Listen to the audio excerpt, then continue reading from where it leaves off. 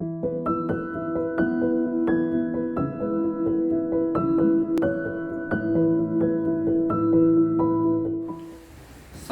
Shalom. puji nama Tuhan.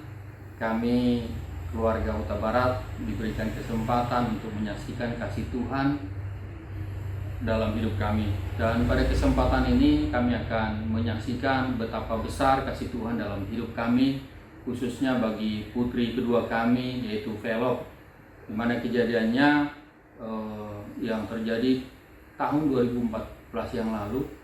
Anak kami Velop mengalami satu kecelakaan di mana di rumah dan di mana tangannya lari dari engselnya. Dan sesudah kejadian tersebut kita putuskan untuk dibawa ke tukang urut, dan di tukang urut disampaikan bahwa anak tersebut tidak apa-apa, dan proses pengobatan itu berjalan selama kurang lebih seminggu di dalam kepada tukang urut. Dan selama di tukang urut tersebut anak kami tetap mengalami sakit dan mengeluh sakit tangannya, dan untuk itu kita putuskan untuk melanjutkan ke rumah sakit pengobatannya dan memastikan lewat rongsen. Dan kita waktu itu ke rumah sakit Mitra Keluarga, dan di sana kita bertemu dengan dokter ahli tulang, dan dari hasil rongsen tersebut bahwa anak kami Velop tangannya mengalami keretakan, dan dokter dari hasil rongsen tersebut dokter mengatakan bahwa jalan satu-satunya adalah operasi, karena bila tidak dioperasi anak kami akan mengalami cacat. Mendengar hal ini kami sebagai orang tua sangat terpukul, dan karena saya merasa tidak mampu mendengarkan cerita daripada dokter tersebut, sehingga saya keluar dan istri saya yang mendengarkan semua apa yang disampaikan dokter itu. Ketika suami saya keluar, saya penasaran kenapa dokter ini bisa mengatakan bahwa tanpa operasi anak ini bisa cacat. Saya bertanya dong, seperti apa dan kenapa kok seperti itu, kok harus mengalami pengobatannya harus lewat operasi aja, tidak bisa dengan cara lain, karena dokternya bilang tangannya ini mengalami keretakan. Kalau tidak dioperasi, anak ini mengalami cacat, yaitu pertumbuhan tangannya tidak akan normal lagi seperti pertumbuhan pada usianya. Jadi tangannya itu akan mengecil, jadi tidak sesuai dengan tubuhnya, perkembangan tubuhnya. Nah, saya bilang nggak ada cara lain dok selain ini. Dokter dia bilang enggak, satu-satunya hanya dioperasi, tidak ada cara lain lagi. Oke dok, saya bilang terima kasih. Kalau gitu saya harus berunding dulu dengan suami dan keluarga saya. Oh iya silakan, kalau bisa itu lebih cepat lebih bagus katanya. Mengingat di situ ada keretakan, jadi dia akan mengalami rasa sakit yang luar biasa gitu. Akhirnya oke, saya keluar, saya ngobrol sama suami, terus kami putuskan untuk ketemu keluarga, kita berunding dengan keluarga. Keluarga bilang, masa sih hanya seperti itu bisa harus dioperasi. Nah itu sarannya dokter, tapi ya kita harus berdoa begitu, karena setelah kita ngobrol itu mereka juga bilang coba deh bawa lagi ke tukang urutnya. Oh iya, habis dari itu kita pulang. Dan sebelumnya kita berdoa dengan keluarga. Malamnya sesudah kita berdoa dengan keluarga, kita pulang. Malamnya kita liatin anaknya lagi tidur, masih kecil, dia mungil ya, dulu lagi masih umur 7 tahun. Saya lihat tangannya dia, nggak mungkin ini harus dioperasi. Saya ngebayangin untuk dibeleknya itu, aduh Tuhan, kayaknya nggak sanggup deh untuk membayangkan itu. karena ke tukang urut saya aja dia lihat udah merasa trauma dan dari diurut aja dia udah teriaknya luar biasa. Terus Iya. gimana dia dengan dioperasi ketika tangannya cacat, terus dia tumbuh besar nanti dia akan melihat tangannya itu, kayaknya saya merasa dia akan trauma melihat itu, karena bekas pisau pasti udah ada kan, itu urat-uratnya nanti banyak yang putus ya gitu. Akhirnya malam itu kita berdoa, kita tumpah tangan, kita berdoa, kita doakan juga tukang urutnya, biar besok kita bawa ke sana, Tuhan pakai dia untuk ngurut anak ini, biar bisa dipulihkan kembali. Akhirnya besoknya kami bawa ke tukang urut, terus diurut, dilihat ronsennya, kata dia sih nggak apa-apa sih, ini kayaknya bisa deh diurut, dia berdoa aja. Akhirnya kita bilang, oh ya udah, kalau memang jalan Tuhan seperti ini, oke. Di samping urut, kita sih tidak mau mengandalkan di situ, tapi kita yakin dan percaya bahwa Tuhan itu pakai tukang urut ini untuk memulihkan tangan Ope. Dan puji Tuhan, setiap kita bawa ke situ, setiap pulang kita doain juga.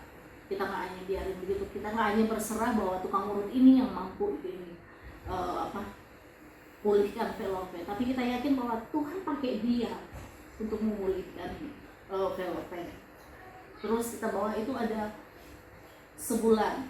Nah dia ini kan baru masuk TK ya waktu itu, kalau salah ya Pak, baru masuk TK. Jadi dia tuh ada 3 bulanan kita minta dari sekolah untuk dia nggak ke sekolah istirahat, cuman setiap ada tugas kita suruh kerjakan karena dia tangan kiri kan yang ini dulu. Nah pas dia udah mau masuk sekolah, tangannya itu masih dibungkus, masih dipakein gips gitu. Jadi asal dia mau ke sekolah, saya ingatin dia, jangan main lari-larian, saya takut dia jatuh. Ya, jangan main lari-larian. Tapi setiap dia mau berangkat itu, kita doain dulu tangannya. Kita ingatkan dia supaya jangan main lari-larian, jangan main tarik-tarikan sama temannya. Ya, tapi dia kan malu tangannya itu mau dilihat teman-temannya. Jadi dia pakai jaket terus dia kalau ke sekolah.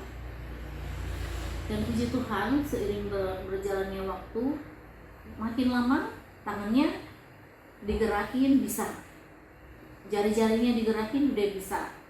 Artinya tinggal untuk menekukkan ini, dulu tangannya nggak bisa nekuk, hanya bisa sedikit aja. Terus kita nggak mau patah semangat. Intinya bagi kita begini, ketika kita berdoa, kita mengatakan amin.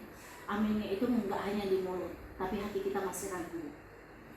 Kalau kita berdoa, ketika kita mengatakan amin, kita yakin dan percaya bahwa Tuhan itu ada, meskipun kita tidak melihatnya. Itu yang paling utama. Makanya kalau kita pun ke anak-anak begitu, selalu mengingatkan untuk ketika kamu bilang amin, kamu yakin dan percaya bahwa Tuhan itu ada. Semua apa yang kamu minta, apa yang kamu ucapkan, ketika kamu bilang amin, hati kamu juga berkata amin, jangan pernah ragu. Itu. Setelah lama dia sekolah, makin lama pennya dilepas. Akhirnya udah nggak pakai pen, tinggal dibalut aja karena takut tangannya nanti patah lagi.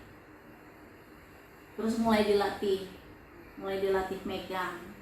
megangnya sedikit-sedikit, makin lama makin yang agak besar gitu. Akhirnya makin lama dia bisa megang. Dan kita percaya bahwa Tuhan itu selalu menopang tangannya, selalu memulihkan tangannya. Karena kami tak henti-hentinya tiap malam itu, ketika dia tidur, kami tumpang tangan, kami minta itu bahwa Tuhan pasti pulihkan, Tuhan pasti sempurnakan. Hingga pada suatu saat tangannya udah mulai kelipat sedikit, bawalah ke tukang urut. Tukang urutnya suruh dia lipat tangannya, tapi lipatnya sedikit, gak mau dia. Tukang urutnya coba dorong begini, akhirnya bisa. Sekali hanya didorong seperti ini, dia bisa. Tapi memang saat itu dia nangis, dibilangnya sakit. Terus pas mau pulang itu di rumah kita doain juga ya, kita doain itu, kita bilang ke dia, Velope mau sembuh. Iya, kata dia, mau sembuh, mau seperti sempurna seperti awalnya, tidak terasa ada patah gitu tangannya. Dia bilang iya. Ketika kita berdoa kita bilang, Velope yakin dan percaya bahwa ini yang pulihkan itu Tuhan Yesus. Ingat bahwa Tuhan Yesus itu ada. Tuhan Yesus itu pasti pulihkan. Iya deh. Iya. Kita doain. Besoknya saya bilang coba dilipat lagi dia. Dia lipat. Bisa kata dia. Tapi masih sakit. Ya nggak apa-apa, nanti dilatih terus, dilipat terus. Tuhan Yesus pasti pegang terus kok tangan kalau kita ingatkan dia seperti itu. Terus dia bilang iya. Nah, makin lama akhirnya makin sedikit yang di perban itu, makin kecil lah di perbannya itu, karena dia bilang dia udah mulai bisa dilipat tangannya dan dia udah mulai bisa megang yang memang nggak harus yang nggak boleh yang berat dulu, karena memang tulangnya dia juga kan masih kecil, jadi memang masih rawan. Sedikit demi sedikit akhirnya dia udah bisa megang, dia udah bisa ngangkat sedikit-sedikit, dia udah bisa lipat tangannya sedikit-sedikit, sampai akhirnya waktu dia ada olahraga di sekolah, dia bilang dia mau bikin olahraga. Saya bilang jangan dulu ikut, takutnya nanti tangannya itu lagi. Enggak kok, kan ada Tuhan Yesus, bilangnya begitu. Waktu itu dia masih umur begitu, dia bilang ada Tuhan Yesus. Nah, oh iya, harus yakin ya Tuhan Yesus. Kalaupun bermain dengan teman harus dijaga tangannya. Ya, dia main memang begitu, seperti itu dia lakukan. Dan pas di rumah itu dia bilang, aku kayaknya tangannya nggak sakit lagi deh. Puji Tuhan ya, puji Tuhan. Tapi filmnya beneran nggak rasa sakit lagi. Oh, enggak, kayaknya begini kita nggak sakit lagi. Aku kata dia, ya sudah kalau gitu nanti kita urut lagi sekalian. Aku nggak mau ke tukang urut lagi, sakit dibikinnya. Karena waktu itu dia ditekuk itunya tangannya, dia ingat terus itu. Akhirnya kita nggak pernah lagi bawa ke dia ke tukang urut sampai akhirnya pulih secara sempurna. Nggak bawa lagi ke tukang urut itu, karena terakhir itu yang diketuk sama tukang urut itu dia merasa sakit dan merasa trauma, sehingga ketika kita lewat di situ untuk mau jalan, mau ini aja lewat di arah situ, dia langsung teriak, aku nggak mau ke situ, aku mau ke Tuhan Yesus saja. Kalau Tuhan Yesus menyembuhkan tidak sakit secara perlahan-perlahan. Ya iya. Hanya kalau kita ingat itu luar biasa pekerjaan Tuhan itu buat kami, karena kita merasa luar biasa campur tangan Tuhan itu. Ketika kita berseru padanya, dia selalu menuntaskan apa yang kami rasa gitu. Dia nggak pernah terlambat. Memang walaupun itu agak lama penyembuhannya, tapi kita merasa itu tidak terlambat. Karena Tuhan Yesus itu tidak menyembuhkan itu secara instan. Dia melihat kita juga sebagai bagaimana kitanya kepadanya, datang kepadanya seperti apa. Kalau kita tidak bersungguh-sungguh, kita datang hanya sekedar saja gitu, kita butuh, itu yang Tuhan Yesus lihat. Makanya itu proses penyembuhan itu agak lama, mungkin ada sekitar 5 bulan baru dia bisa benar-benar lepas dari balutan